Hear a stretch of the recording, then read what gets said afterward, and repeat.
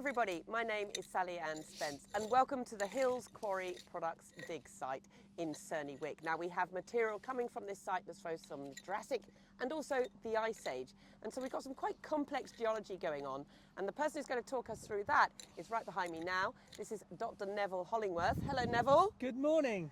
Now Neville, you're a geologist and a paleontologist, aren't you? Yes, that's right, yes. So you're the perfect man to understand this site in many respects then. Well, yes, in terms of the different layers of sediment that we've got here, I can explain a little bit about what it is and what we've got, and give you a little time travel journey. Oh, let's go for that then. Yeah. Talk us through the layers. Okay, so I'm currently kneeling on the Oxford clay, which is a clay deposit that was laid down in a shallow tropical sea about 165 million years ago, and this shallow tropical sea covered most of southern England, and it's basically this rather sticky clay here.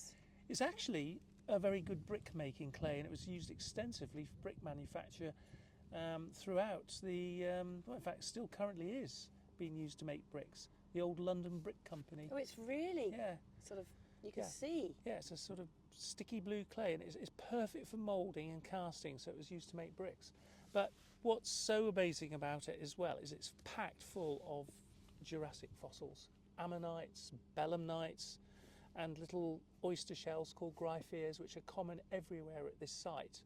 But what's so fantastic about this is that the clay provides the sort of, let's say the bedrock, but the base of the Ice Age Paleo channel, which is actually, you can see the boundary between the clay and this overlying sediment here. This is called the Ice Age channel. It's about 214,000 years old, give or take a few hundred years. And this is what contains all of the Ice Age animals that we're finding here at the site.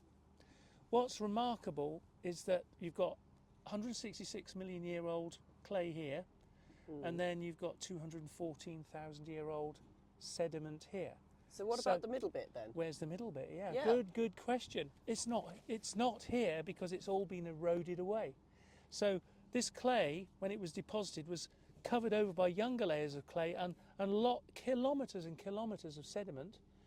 And about 60 million years ago, there was a major event which is called an orogeny, where Africa crashed into Europe and the Alps were formed.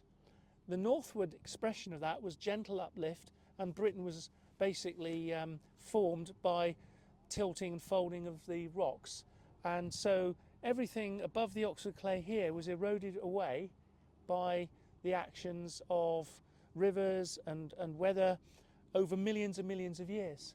So we've lost time We've lost time, yeah, there's a gap in time. And so what you've got here between these two layers is what's known as a disconformity.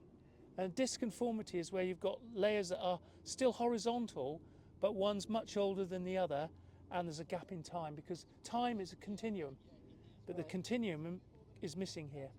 So this layer here, where was the UK at this point? Now I know we're part of a major landmass. We haven't separated off at that point. You know, where are we based in the planet, in the world? Well, we're about 35 degrees south from here, roughly where the Mediterranean is, and the climate was much warmer. It was a tropical climate. It was a humid tropical climate when this clay was being deposited on the floor of this tropical sea. And the water depths were probably tens of metres, 60, 70 metres, something like that. So if we were sat here during the Jurassic, we'd be in scuba gear. Wow. Yeah. Okay, but at least we'll be warm. Oh, very warm, yes. Now tell me, Neville, we talk about the Kelloways a lot on this dig. We do, yes. So where are they in this sort of layer here?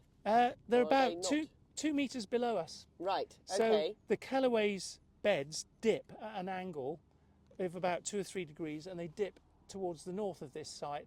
So as you follow the dip, it gets overlain by younger deposits, and that younger deposit on top of the Kelloways is the Oxford clay, It's so named because that's where it was first described, around Oxford. So geology is quite a literal science. You name Okay. things after places or events, and so the Oxford clay outcrops across the whole of the upper Thames area, and we see it here in this quarry because it's exposed, because we dug down to it through that paleo channel, which is this material here. Right. And the other thing that we're seeing a lot of, and I'm sat on one now, and you're leaning. Oh, yes. I'm going to move so you can see. Yeah, is these things. Amazing stones. Yeah, these are called septarian nodules, and they're very abundant here. And these were washed down the river when it was in flood. So these are found at all angles. And in one of the trenches, they've been beautifully excavated onto little plinths, and they're all sort of rolled around. They're all a bit higgledy-piggledy, but they've all been washed down by the river during flood events. And these are made of hardened clay, and when they form, they sort of expand and then they crack, and then inside them they're filled with calcium carbonate crystals. Look sort of like septa. So the name septarian nodule again is a literal description of what they look like inside, a honeycomb sort of structure. Brilliant. And we are on the ancient riverbed of the River Thames, Yeah, aren't we? if we were here 214,000 years ago, you probably would be in a fairly shallow, fast-flowing river, and you wouldn't need scuba gear, but it might be a bit chilly. It might be a bit of whitewater rafting. Yeah, a bit of whitewater rafting. In fact, it'd be a great whitewater rafting river, the River Thames 214,000 years ago. It would have been a nice clean river. It was full of salmon and sturgeon and all sorts of amazing aquatic life. Well, we are noticing a lot of the Ice Age bones are caught up against these stones. That's right, yeah. And are fractured, you know, as if they have been tumbled through quite fast water. Yes, that's absolutely right. The bones and other elements that we find here got washed down river, washed up against a septarian nodule or another block of rock, and they got jammed against it. And so the current flowed over it, and eventually they were buried by the sands and silts from the river. When the current level dropped, the bed load drops, buries the bones, and then you get another flood event, then you get another sequence, and so on. And that's what we've got here. It is literally a time capsule of sediment that trapped all these amazing Ice Age animals 214,000 years ago. It's incredible. It is incredible. Well, thank you for talking to us about this. This makes a lot more sense about the site as well, and why we're seeing the different material from both the Ice Age and the Jurassic in this one, actually quite small site in a way. I mean, it's quite a big excavation, but it's still quite a small area that we're in. It is. For the amount of material that we are getting from here. But do keep watching our videos. You will see some of the finds coming up. You'll see the processes going on. And we've also got lots of different professionals coming in that are doing amazing things to help us understand more, aren't we? We've had core sampling and all sorts of other things going on. Lots of samples being taken from this. We've got people who are studying the Ice Age material. We've also got people obviously here who are studying the Jurassic material.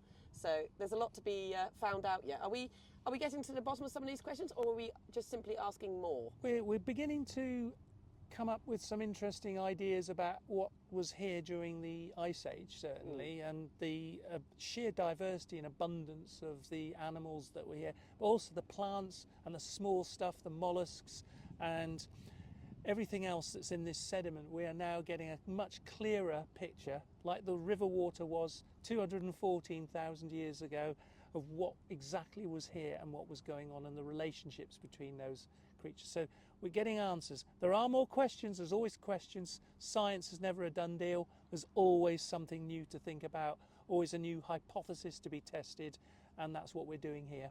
So keep watching, because you're finding out so much here. There's going to be a lot of information that comes from this dig well after the dig, and for some time, I would have thought. Absolutely, there'll be a great legacy from this site. Definitely. And one of the wonderful things is Neville and his wife Sally have enabled this whole dig as well, thanks to Hills Quarry Products. It's a team effort. It's a team effort, but there are a lot of students here, nearly over, I think it's just over 20 universities are represented here. And a lot of these students are using the data they're collecting from this site as their final year research as well, aren't they? Yep, dissertation stuff, brilliant. So it's fantastic what you're enabling people to do and get that vital field experience. So keep watching our videos. We've got loads of videos going on. We are uploading them all the time. They're being filmed live. I've got volunteers from the dig who are actually operating the camera. Today we have Emily behind camera. Thank you, Emily.